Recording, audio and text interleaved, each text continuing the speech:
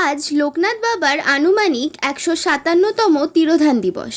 সেই উপলক্ষে বহরমপুর শহরের মোল্লাগের ধারে পালবাড়ির লোকনাথ মন্দিরের পুজোতে হাজার হাজার ভক্তের সমাগম হয়। শোনা যায় এই মন্দিরের বয়স ১৭ থেকে ১৮ বছর হলেও এই পুজো বিগত ৫০-৬০ বছর ধরে হয়ে আসছে। প্রায় ৫ থেকে ১০ হাজার ভক্তদের জন্য মন্দিরের প্রসাদ গ্রহণের ব্যবস্থাও করা হয়। আসুন বাবা লোকনাথের দর্শন করে নিয়ে মন্দিরের প্রতিষ্ঠাতার মুখ থেকে এই মন্দিরের প্রতিষ্ঠাতা তো আপনি। কত বছর হলো এই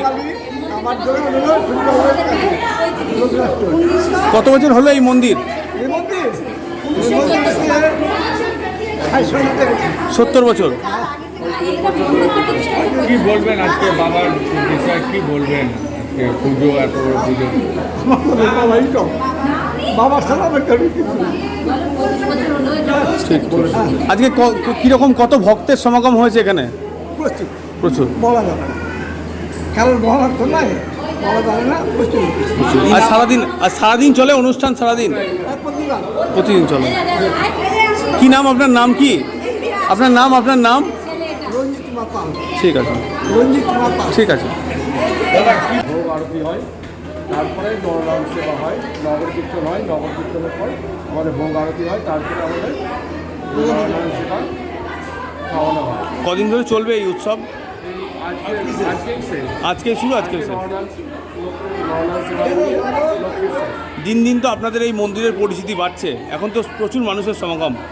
কত মোটামুটি লোক এসছে আজকে সারাদিনে? আজকে আনুমানিক আমাদের ৫ থেকে ১০ হাজার লোকের আমাদের আয়োজন থাকে। খাওয়া দাওয়ারও আয়োজন করেছেন? আর সারাদিনই অনুষ্ঠান, তাই তো? রাত পর্যন্ত চলবে? রাত পর্যন্ত চলবে আজকে এই উৎসব? তো দীর্ঘদিন ধরে হয়ে আসছে নাকি?